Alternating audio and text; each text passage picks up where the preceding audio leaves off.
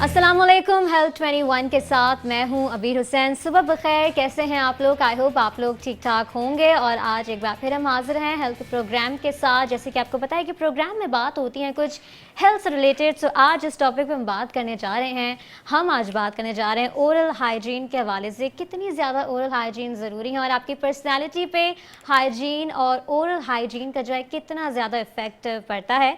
सो आज हमारे साथ मौजूद हैं डॉक्टर सना नजमुल, जिनसे हम बात करेंगे, जो एसोसिएटेड हैं डॉक्टर ईसा लेबॉर्ट्री से 3 साल से।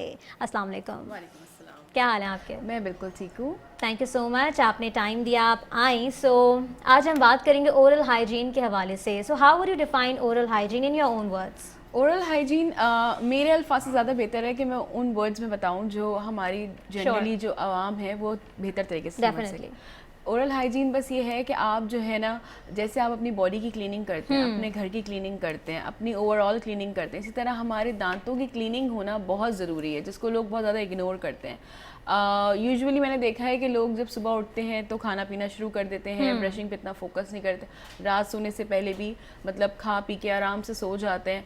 उसका नुकसान ये होता है कि जितना ज़्यादा आपके मुंह में स्टे करता है एसिड, जब हम कुछ चीज़ खाते हैं तो हमारे मुंह में एक एसिड बन रहा होता है और वो जितना स्टे करेगा मुंह के अंदर उतना ज़्यादा आपके दांतों को ख़राब करेगा। तो हमें उसकी एसिडिटी को कम करना बहुत ज़रूरी होता है। अगर हम यही कर लें कि हम थोड़ा सा पानी ले लें या पानी पी लें, न्यूट्रल कर लें उसको, वो भी बहुत बेहतर है। और ब्रशिंग तो हमारी इतना इग्नोर की जाती है ब्रशिंग को। इवन मैंने एजुकेटेड लोगों को भी देखा है, ऐसा नहीं है कि जैसे अनएजुकेटेड या इलिटरेट लोग ही ब्रशिंग अवॉइड करते हो। मैंने बहुत एजुकेटेड लोगों को देखा, वो हैबिचुअल नहीं होते ब्रशिंग करने के। Exactly. हम जब कहीं पे जाते हैं, ट्रेनिंग करा रहे होते हैं, तो उनको हैबिचुअल कर रहे होते हैं कि ब्रशिंग करें। और जब हम लोगों से पूछ रहे होते हैं कि आप, कुछ तो ऐसे भी मैंने लोग देखे हैं जो एक एक हफ्ते तक अपने दांत साफ नहीं करते।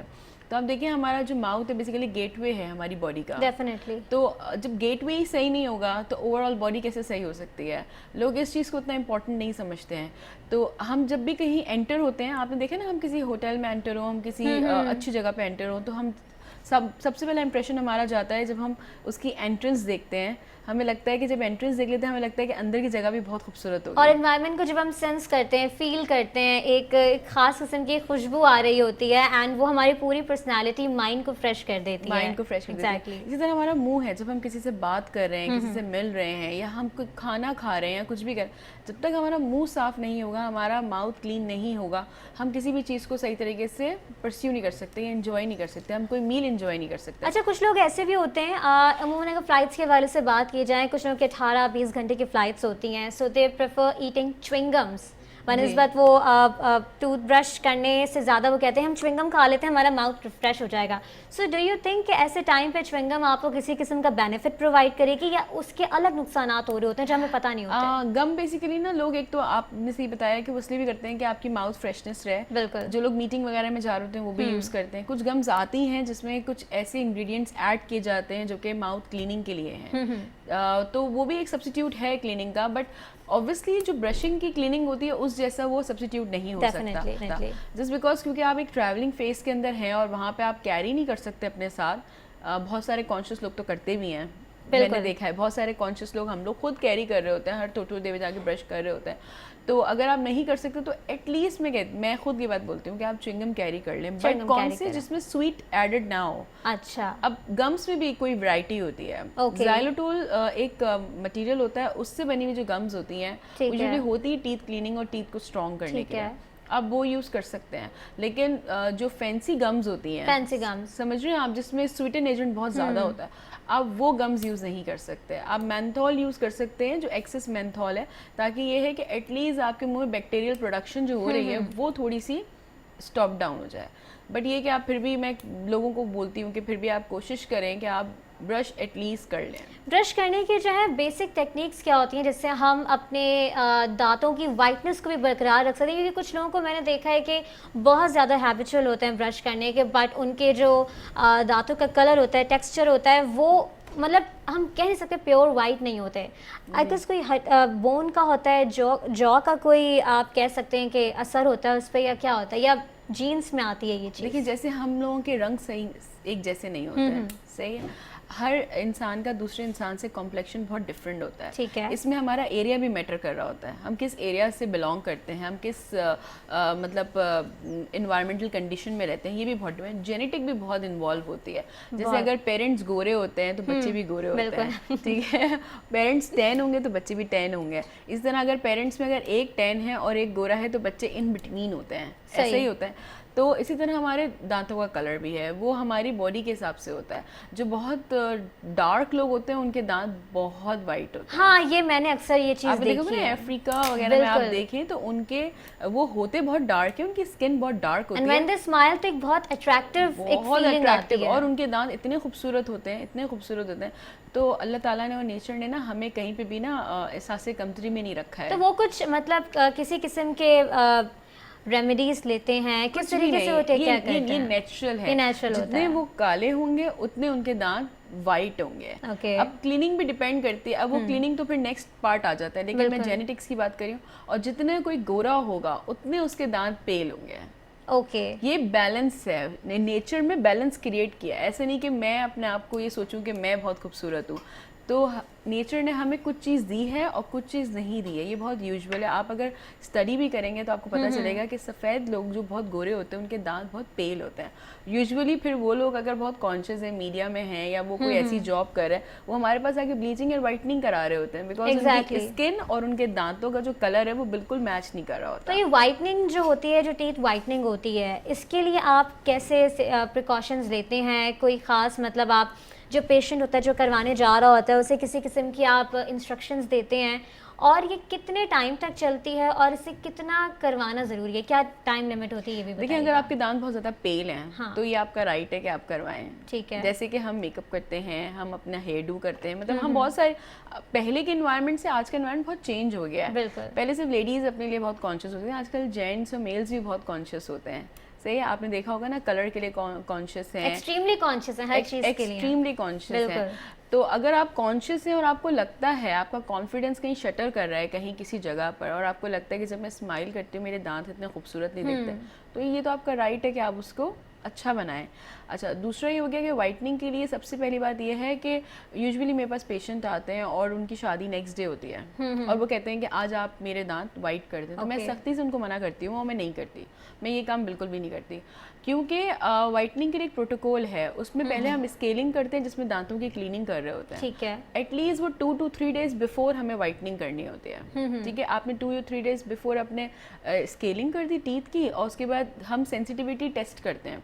अगर हमें लग रहा है कि पोस्ट एयर से या वाटर से देखते हैं कि सेंसिटिव तो नहीं हो रहे दांत, ऐसा तो नहीं है कि हम ने स्केलिंग की है और दांत ऑलरेडी सेंसिटिव है, क्योंकि सेंसिटिव टीथ के ऊपर ब्लीचिंग नहीं होती है। अच्छा, टीथ सेंसिटिव क्यों होते हैं? क्या वजूहात होती हैं? ऐसी कौन सी लैकिंग्स होती हैं जो लोग अमूमन कर जाते हैं फिर उनको ये प्रॉब्लम? एक्चुअली क्या होता है, फिजी ड्रिंक्स, अगर आप केयर की बात करें तो फिजी ड्रिंक्स पीने की वजह से टीथ सेंसिटिव होते हैं। स्मोकिंग से भी होते हैं? स्मोकिंग से नहीं होते सेंसिटिव। अच्छा, स्मोकिंग से सेंसिटिव नहीं होते। स्मोकिंग के अलग नुकसानात हैं, आपके गम्स पे नुकसानात हैं, आपके लंग्स पे नुकसानात हैं, आपके माउथ पे नुकसानात हैं, लेकिन स्मोकिंग से सेंसिटिविटी क्रिएट नहीं होती।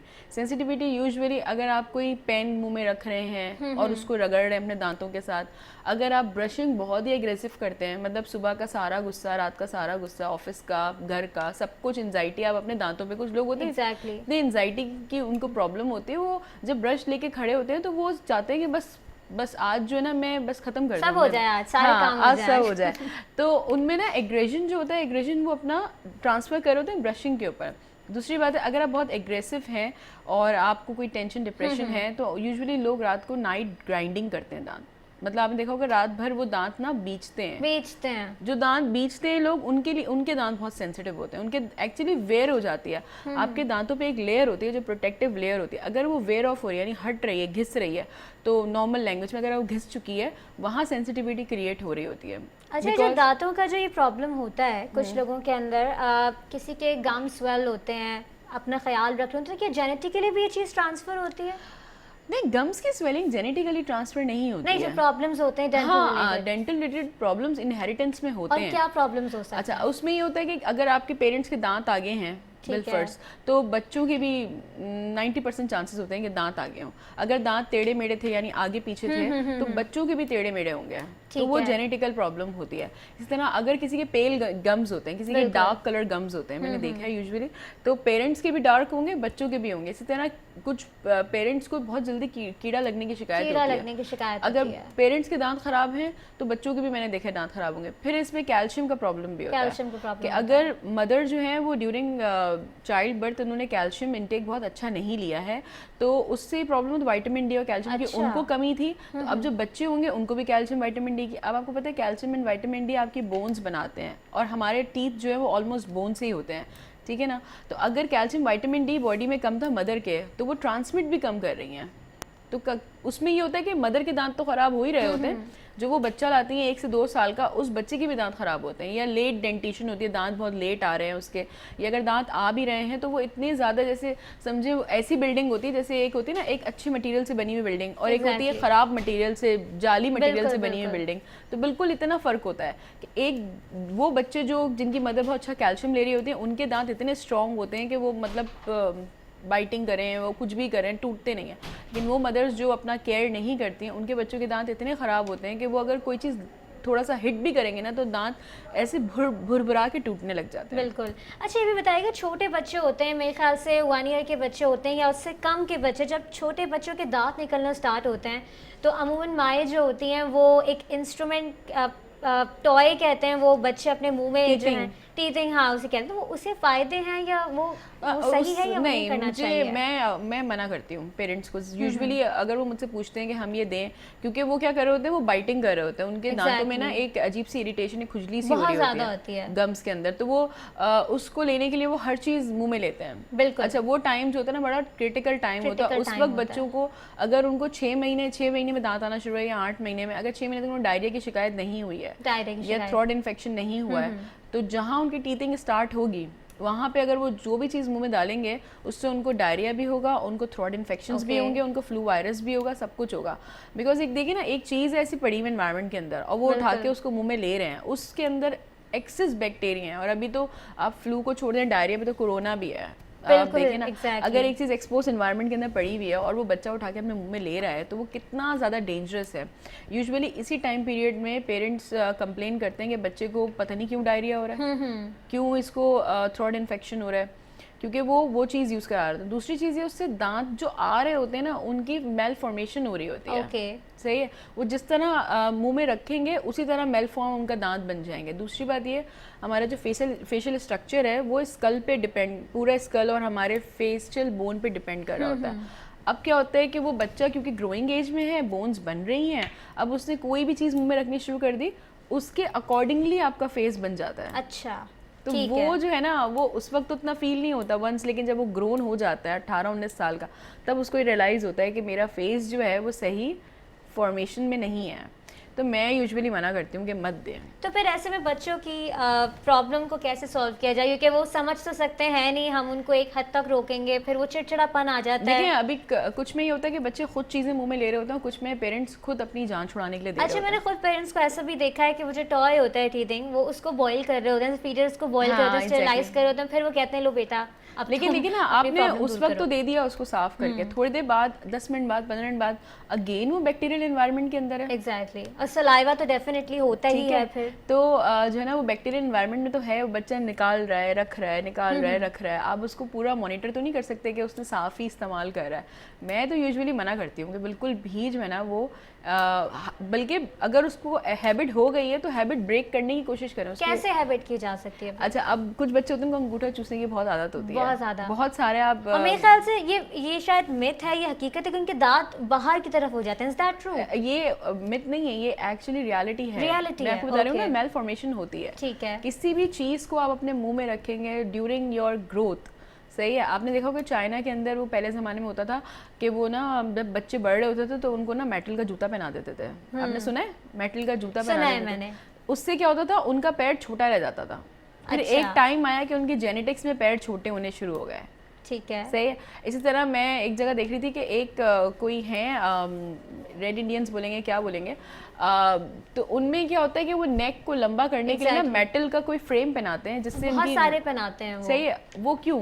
क्योंकि वो ग्रोइंग एज के अंदर है, वो जैसा उसको मोल्ड में डालेंगे वो उसी मोल्ड के अंदर बन जाएगा। इसी तरह दांतों का भी होता है, हम जिस तरह की हैबिट यूज़ करना शुरू कर देंगे हमारे दांत, हमारा फेस उसी डायरेक्शन में मूव करने लग जाएगा। तो ग्रोइंग एज में कोई भी ऐसी हैबिट जो है वो बहुत नुकसान देती है। अगर बच्चा कर भी रहा है तो पेरेंट्स को चाहिए उसकी हैबिट को ब्रेक करें। ठीक है, पेरेंट्स को चाहिए कि बच्चों की हैबिट को ब्रेक करें। आई थिंक ये एक सही चीज़ नहीं है। दूसरी चीज़ मैं आपसे ये भी पूछूंगी कि इंस्ट्रूमेंट की स्टेरिलाइजेशन कितनी ज़्यादा इंपॉर्टेंट है। अमूमन लोग जाते हैं, अपना ट्रीटमेंट करवा कर आ जाते हैं, लेकिन साथ अपनी मज़ीद प्रॉब्लम्स, बीमारियाँ लेकर आते हैं। तो हम आम आवाम जो हैं जिनका मेडिकल से ताल्लुक़ नहीं है, वो किस तरीके से पहचान सकते हैं कि इफ़ इंस्ट्रूमेंट जो है वो स्टेरिलाइज है कि नहीं है? देखिए, एक चीज़ ये होती है कि उसका क्लिनिकल एनवायरनमेंट ठीक है। आप ये देखें कि उसके पास कोई ऑटोक्लेविंग मशीन है या नहीं है। बिल्कुल सामने होनी चाहिए ये, सामने होनी वो चाहिए। ये ना कहे कि मेरा ऑटोक्लेव जो है वो एक साइड पर है या मेरा किचन में है, हाँ मेरा स्टरलाइजेशन रूम अलग है, ये है वो है। आपका राइट है, आप पे कर रहे हैं, आपका राइट है, आप उससे पूछें जाके कि आप मुझे प्लीज़ शो करें कि आप का प्रोसेस ऑफ इंस्ट्रूमेंट स्टरलाइजेशन है क्या, वो आपको बताएंगे। मेरे पास कोई अगर मुझसे पूछता है, मुझे बड़ा अच्छा लगता है कि कोई पेशेंट मुझसे आके पूछे कि मैं किस तरह। अमूमन लोग जो हैं, डॉक्टर्स जो हैं, वो कह देते हैं आपको हम पे ट्रस्ट नहीं है। नहीं तो फिर आप ना कराएं वहाँ पे। एग्जैक्टली आप तो खुद जज कर सकते हैं। अगर आपको कोई ये बात कह रहा है आप ना कराएं, आप वहाँ से मूव कर जाएं। बट ये कि मैं तो यही बोलती हूँ कि आप जब जाएं तो आपका राइट है कि आप पूछें कि आपका स्टरलाइजेशन प्रोसेस क्या है, आप किस किस्म की मशीन का इस्तेमाल करते हैं। कुछ पर्टिकुलर मशीन्स होती हैं, आजकल इंटरनेट तो आप हर कोई यूज़ कर सकता है। आप गूगल पर जाके थोड़ा देख लें कि स्टरलाइजेशन डेंटल इंस्ट्रूमेंट्स का किस तरह होता है। तो आप जब किसी क्लिनिक में जाएंगे आपको खुद ही आइडिया हो जाएगा कि इसका स्टरलाइजेशन प्रोसेस क्या है या वो किस तरह करता है। दूसरी बात ये है कि कितना वो एजुकेटेड है। अब अगर आप किसी क्वैक के पास जा रहे हैं तो वो तो डेफिनेटली नहीं करेगा, ठीक है।